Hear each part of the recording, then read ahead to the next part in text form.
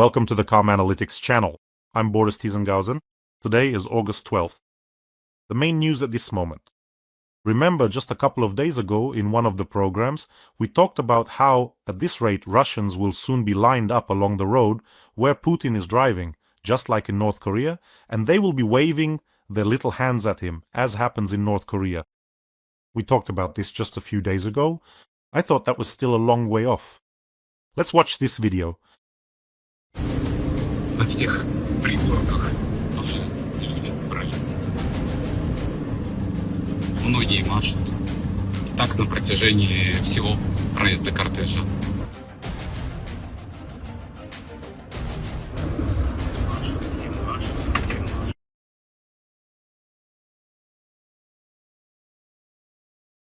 It is worth noting that Zarubin now accompanies Putin on virtually every trip, serving as a constant, carefully curated shadow to document the leader's every move for the public. Zarubin can be easily identified by his growling R sound. He goes on like this throughout the motorcade. He talks like this, thinking he's Filia from the show Good Night, Little Ones. But the most interesting thing here is this. Under that video, which was published by Zarubin, there is a very interesting comment from the residents of Novorossiysk. Let me read a few of them. Here are the comments, for example. My teacher said they were forced to go out there. These are teachers, medical workers, educators, and factory workers standing there. If you didn't show up, you were fired. All public sector employees were driven out so they wouldn't get fired. So these are people from Novosibirsk writing this. You understand? They rounded up teachers, educators, in short, people who are forced to comply. And here is the key point that is important to talk about. The crowd that is lined up along the road, North Korean style, is not there to convince Russians that they love Putin. Russians already know the price of this spectacle. Those Russians who are standing there along the road, baking in the sun, holding little flags, waving their hands under the threat of being fired. In other words, this whole spectacle is staged for one viewer, for Putin himself. Well, it's clear that it's also for the TV footage. That plush, I wanted to say plush. The bald Spiro cheat needs to see, while looking out the window of his motorcade, not a country in a state of war and impoverishment, of destitution, but a country that is smiling and waving. In the same way, he needs gas stations with last year's prices along his route, a storefront that is immediately removed after Putin drives past. This is no longer propaganda in the classic style. It is an attempt to deceive oneself. It is some kind of therapy for one person who is increasingly unable to distinguish between governing a state and managing his own peace of mind. The longer this war lasts, the thicker this protective cocoon of fake smiles becomes, made up of those public sector workers who were rounded up and lined up along the road. You probably noticed that the most outrageous nonsense has been crawling out specifically in recent times. He only recently made statements about what we will do when the special military operation ends. He thought it was funny and amusing, and there wasn't a single person sitting around there who said, "Are you sick or something? That's not funny at all." Do you understand? And he thinks it's cool, it's super, it's a vibe. But there are indicators that show Putin is also facing reality. A very telling example is the pathetic and meager Navy Day in a back alley of St. Petersburg, where Putin was hiding from drones. That is to say, when reality touches his personal safety, he accepts that reality. I think psychiatrists will be studying this specimen for a long time. Well, and you friends, don't forget to subscribe to this channel. It is important. You can do it right now. We are fighting against Putin's propaganda, and it is much more effective to do it together. So, subscribe. Meanwhile, the Russian Ministry of Defense reported another success, claiming the capture of the village of Sherbakovka in the Kharkiv region. You know, there is just one nuance and a little problem for the Russian Ministry of Defense. Well, maybe for them it's not a problem. The village of Sherbakovka hasn't existed since 1997. It was officially removed from the registry almost 30 years ago due to the lack of residents. That's it, this village doesn't exist, it hasn't existed for 30 years. This is far from the first such case. The question then arises, what maps are the Russians fighting with? With those Tsarist 3-verse maps or what? This is one of the most vivid examples of how victories appear in Russian military reports. In principle, this is roughly how Gerasimov reports to Putin about the capture of Kupiansk, and that the Donbass will be completely captured any moment now. Well, the armed forces of Ukraine are forging absolutely real feats. Today, they completely smashed the seaport of Novorossiysk to pieces, and the consequences of this attack will be very, very serious for the Russian Federation, for Russian farmers, and for the Russian budget. This last port is in essence the final outpost of the Russian Federation's Black Sea Fleet.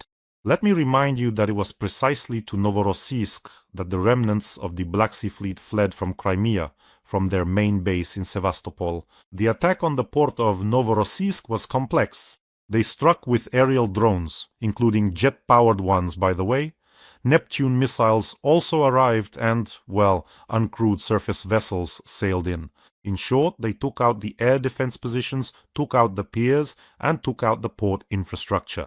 The Russians started receiving a completely logical response for the systematic strikes on our Ukrainian ports and grain infrastructure.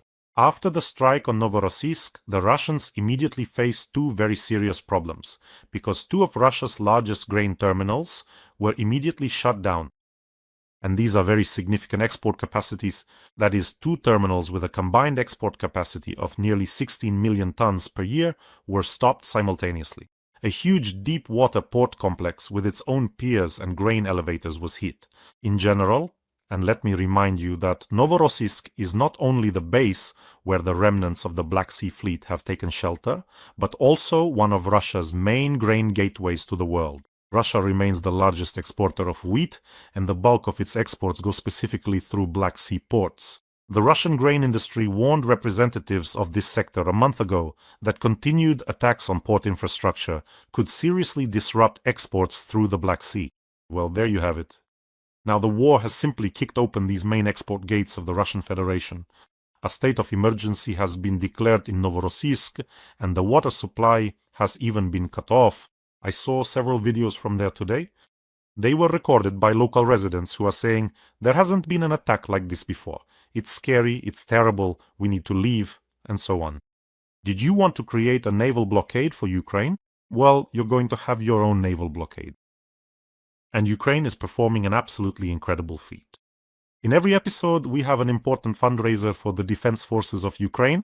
We are continuing to raise funds for a pickup truck for the strike UAV crew of the 26th Artillery Brigade, which is holding the defense in the Donetsk direction. The soldiers have recorded a video message for you. Please take a look. Вітаємо! Ми бійці 26-ї окремої артилерійської бригади. Звертаємося до Бориса Тізенгаузена та вашої аудиторії з проханням допомогти зібрати кошти на авто для екіпажу ударних БПЛА.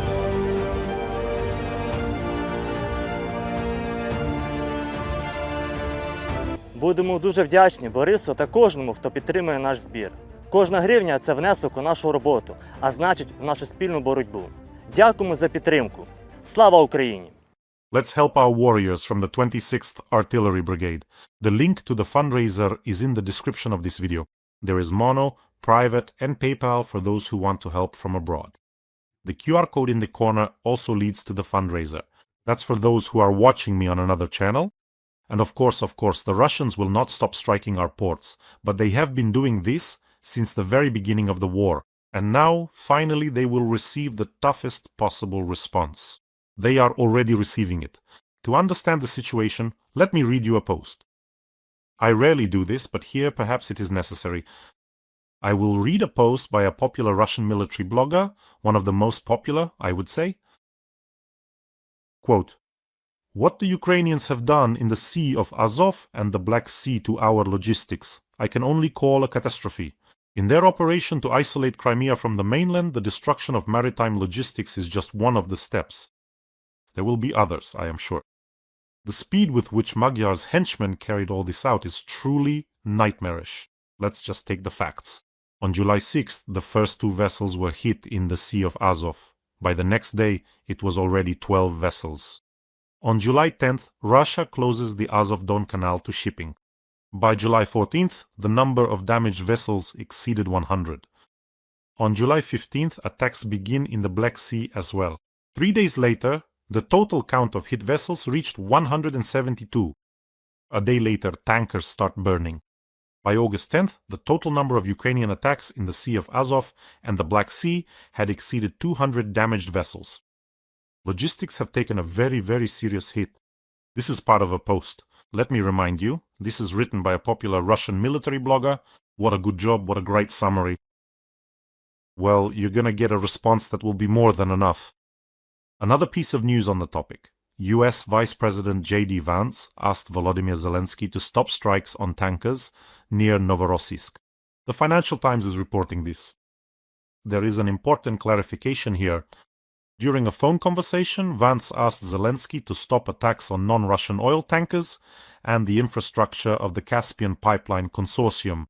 And, according to the Financial Times, Washington feared that the attacks would destabilize the oil market and affect the interests of American companies operating in Kazakhstan. Attacks on the port of Novorossiysk are destabilizing the oil market. Yeah, right. How are things going in the Strait of Hormuz? Now, the closing of the Strait of Hormuz would actually destabilize the oil market. Well, in general, Ukraine promised not to strike tankers, but with a few important conditions. Tankers that do not belong to the Russian Federation's shadow fleet are not under sanctions and do not contain Russian oil. If any of these conditions are not met, they will hit them very, very hard. And just wonderful news, I couldn't pass this by because here in this news, everything that embodies modern current Russia is gathered. It's just, this isn't a made-up news story. You can verify it. This event actually happened. So, some action in Yekaterinburg. The first key figure is a certain David Altushkin, the son of the Orthodox oligarch Igor Altushkin, the owner of the Russian copper company, $5 billion, a builder of churches in the Sverdlovsk region. That's his father, the Orthodox oligarch, sponsor of the Ural Assault Battalion within the Ministry of Defense of the Russian Federation. So the son of this, Orthodox oligarch was driving his purple Lamborghini and slammed onto the sidewalk and crashed into a building naturally. Well, like any Orthodox oligarch, the Altushkin family holds British citizenship and has a mansion and apartments in London. So Altushkin's son was flying through the city in his Orthodox Lamborghini, exceeding all conceivable and inconceivable speed limits. Naturally, Altushkin Jr., given his British citizenship, maybe Altushkin Jr. would be the right way to say it, lost control at high speed and flew onto the sidewalk. He didn't just fly onto it, he also hit Timur Khalilov, a hero of the special military operation along the way. Timur Khalilov, this wounded hero of the SMO, had come for rehabilitation after being injured and was moving along the sidewalk on crutches. But it turned out this SMO hero wasn't just anyone either. He had previously been arrested for kidnapping, signed a contract right from the pre-trial detention center, was a mixed martial arts fighter, and so he went off to war. He was wounded there, returned, and Altushkin hit him with an Orthodox Lamborghini. So, the SMO hero was sent flying several meters by the impact of the Orthodox Lamborghini, suffered multiple fractures, a traumatic brain injury, and is currently in serious condition in the hospital. This is just like a plot for Netflix. I was reminded of an old movie. It was called Christine. I even went to a video salon to see that movie. Christine was this red killer car, a movie based on a Stephen King novel. Well, this is it. This is exactly it. The Lamborghini was playing the role of Christine here. That is, in this case, the car was trying to take out two ghouls at once, both the son of the Orthodox oligarch, a sponsor of the SMO, and the so-called SMO hero. I think Stephen King, who, by the way, actively supports Ukraine, would have shed a tear of joy right now if he had heard this news. And one more piece of news here. Putin decided to threaten the West, crawled out of his minus 50th floor again, strapped on his combat heels, combed his bald spot, and declared that Russia would respond in kind to any attempts to seize its merchant ships. Oh, how terrifying. Recently he called on the Russian military to respond decisively to attempts to seize commercial vessels. And he even put on a naval uniform, basically, to make it look scarier. But let me quote it.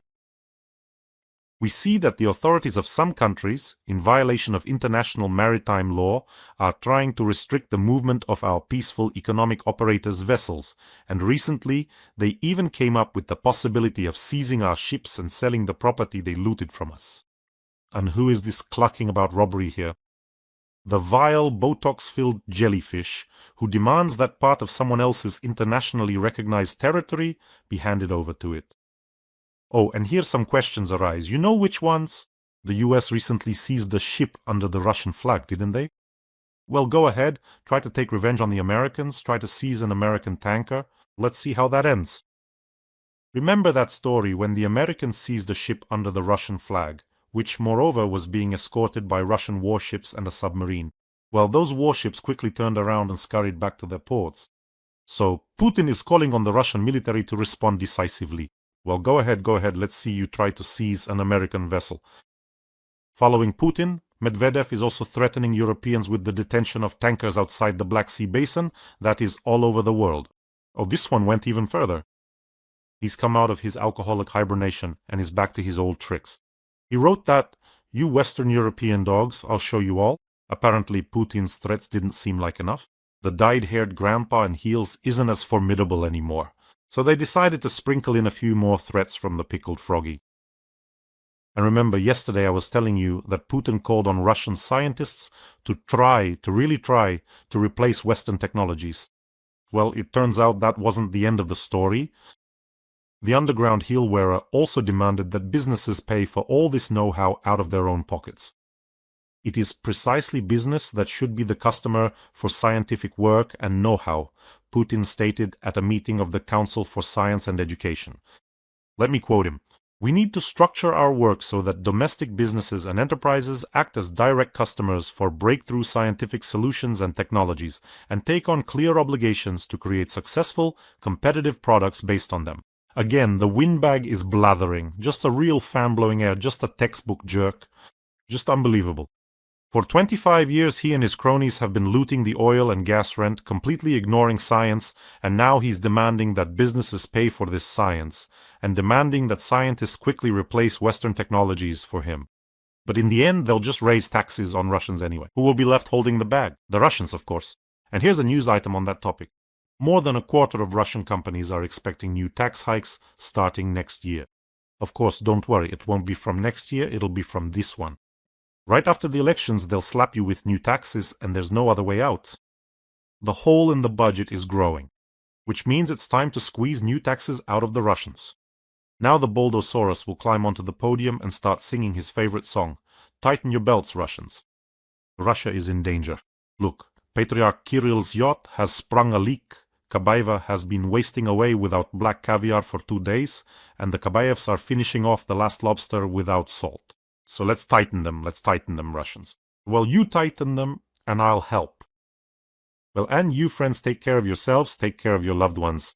Subscribe to this channel, don't forget, and let's help our warriors from the 26th Brigade. The link to the fundraiser is in the description of this video. Have a peaceful day, everyone, and glory to Ukraine,